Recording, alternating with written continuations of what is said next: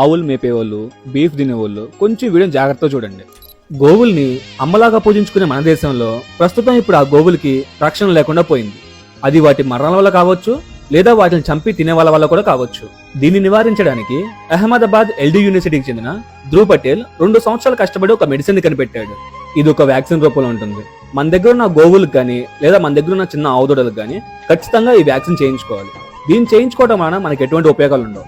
కానీ ఒకవేళ ఆవు మరణించినా లేదా ఆవుని ఎవరైనా చంపి తిన్నా లేదా చనిపోయిన ఆవుని ఏదైనా జంతువు తిన్నా సరే తిన్న 5-6 గంటల్లో ఖచ్చితంగా మరణిస్తుంది. అది మనిషి అయినా అవ్వచ్చు, కుక్క అయినా అవ్వచ్చు, జంతువు అయినా అవ్వచ్చు. ప్రస్తుతం ఈ వ్యాక్సిన్ మార్కెట్లో రావడానికి కొన్ని ఇబ్బంది ఎదుర్కొంటుంది.